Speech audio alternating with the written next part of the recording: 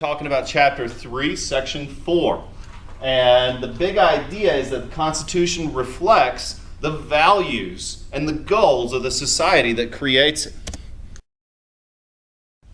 And so some of the terms you'll see today, like popular sovereignty, like rule of law, separation of powers, checks and balances, the complicated functionings of our government, and hopefully we'll get into some of the purpose thereof. And when we think about the specific roles of each branch of the government, each one has specific powers, specific responsibilities. And these are all outlined in the Constitution, of course. So the Constitution establishes the basic principles of the government of the United States. There are 5 fundamental principles, in fact. Number 1, popular sovereignty.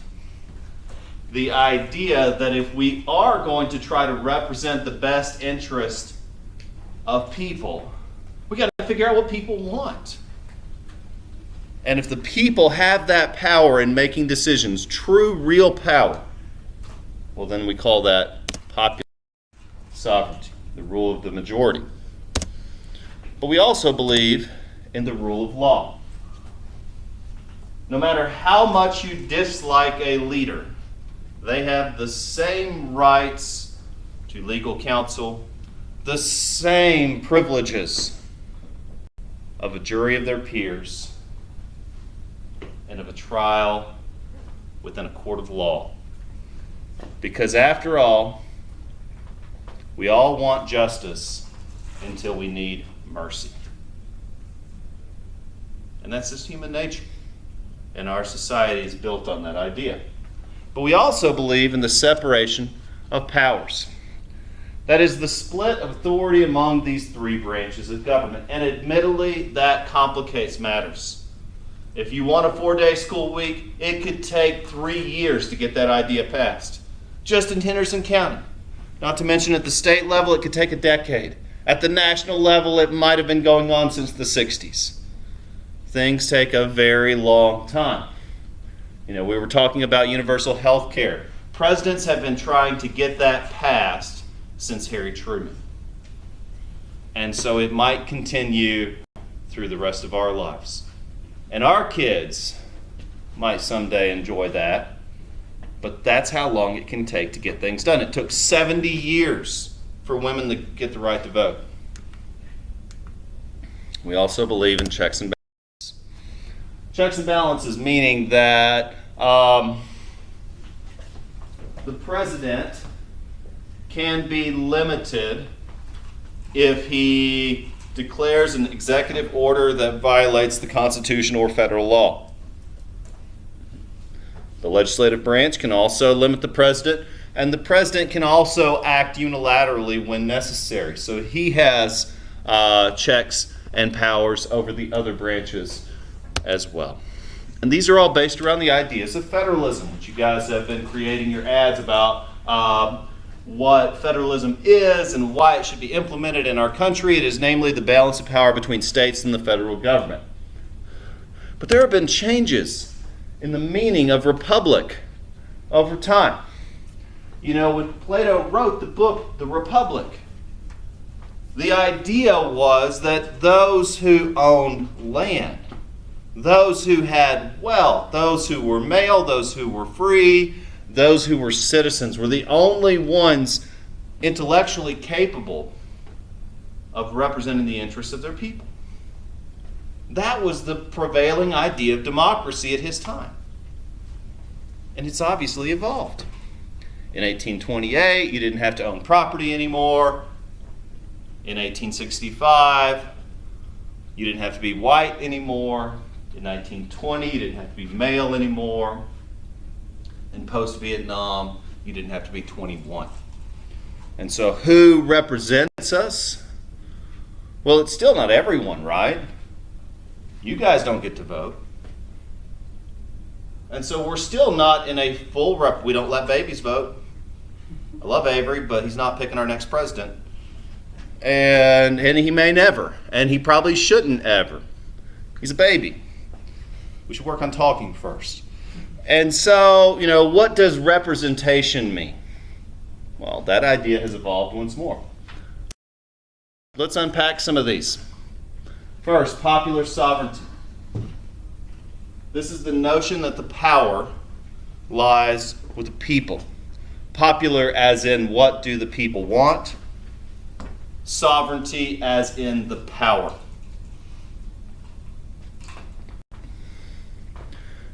It was once believed that God chose rulers, and he did so through the bloodlines, and that God placed that ruler there to punish evildoers and reward good behavior.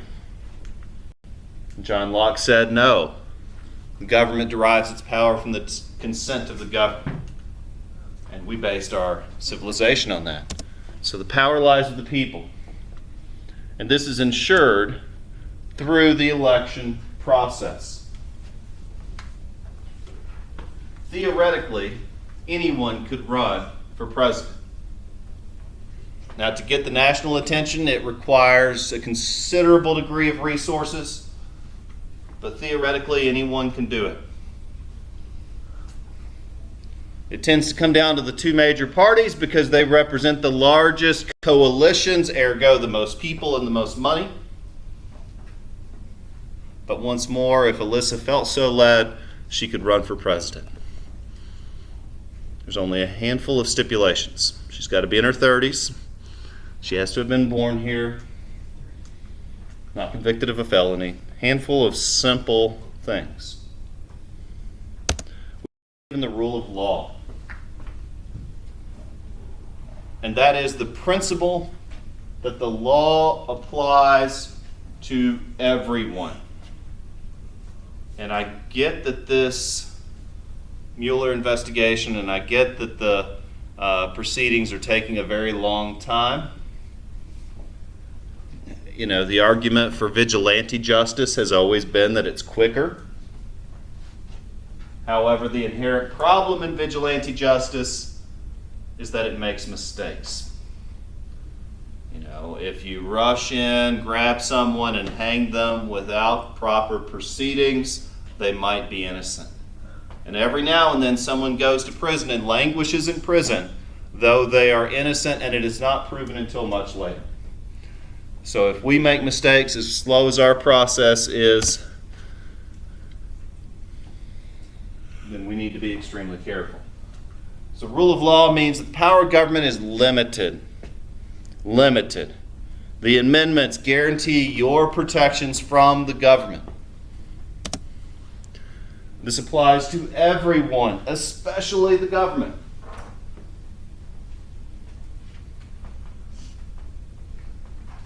You have the right to remain silent if you are arrested. No one can relinquish you of that right, ever.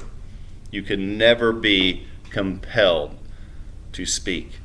You can't ever be compelled to provide testimony against yourself. No one can. And then finally, the separation of powers.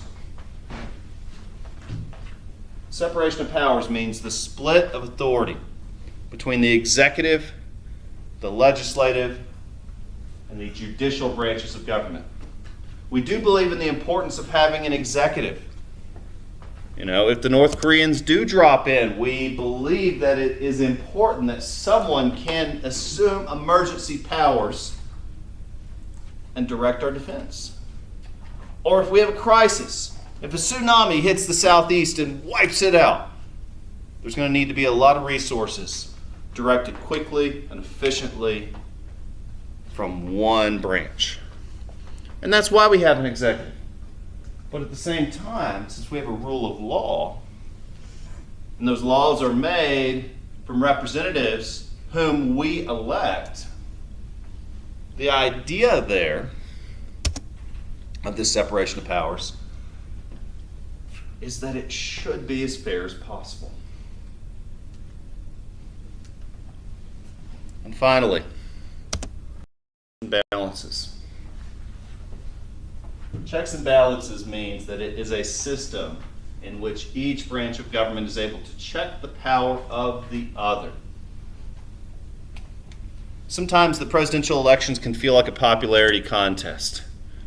And it can be disconcerting when you think that some of the most important decisions that affect us are made by the person that was able to garner the most attention.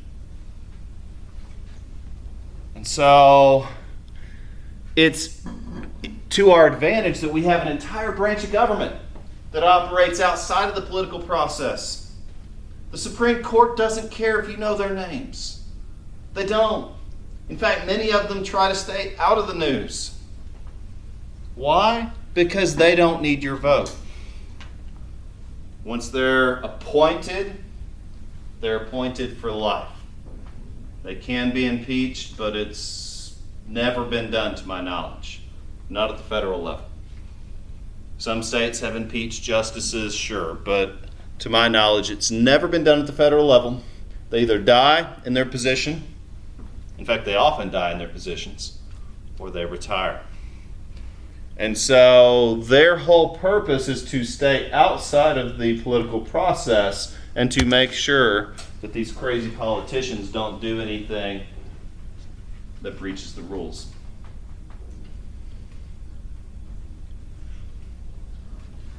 Congress has the authority to pass laws.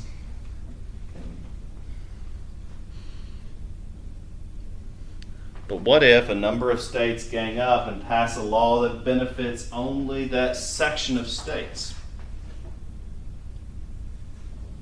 Well, that law can be vetoed. And maybe it should be. Because if the president vetoes it, 2/3 of the states then have to agree, instead of just a simple majority. And so all of these principles we've talked about today, like checks and balances, popular sovereignty, rule of law, and separation, are very important. But last, get into the principle of federalism. Now, the Constitution establishes a system called federalism. This means that power is divided between the national and the state governments. You are unlikely to have dealings with representatives of your national government. It's funny, we know the big ones. We all know who our president is. Many of you guys know who the Speaker of the House is.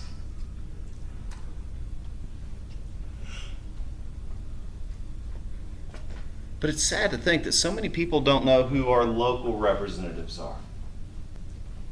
You know, Cody Henson is your state representative. You get to know him. He's a nice guy. We don't agree on everything, but he has to listen to what I have to say because he's my representative. I follow him on social media. Sometimes I comment on his stuff and he replies back. He has to. He's my representative. I've certainly emailed him, called his office. Nice guy. You know, he's someone you need to know. He's your closest connection to the laws that are made in our state. You also need to know our county commissioners. They make decisions that affect Henderson County. And you certainly need to know our superintendent, Mr. Caldwell. Our school board will have representatives from them come in. And once more, we all know the national. Everybody knows Trump. But you'll probably never meet him. And he'll never know your name. And that's probably for the best. I mean, sure, you might meet a president someday, but it's unlikely. But you should meet your local people, and they have an obligation to meet. Now, there are 3 types of government power. There are express powers. These are powers that Congress specifically has because of the Constitution, specifically granted to the national government. You know, Congress has the authority to pass laws. That is an expressed power because the Constitution says Congress passes laws. There are the reserved powers. And this is where the 10th Amendment comes in. The reserved powers are the powers that the Constitution does not specifically give to the national government, and then it's up to the states. So in the 10th Amendment it says, oh, and by the way, if we didn't list it in here, it's up to your state. Those are called reserved powers.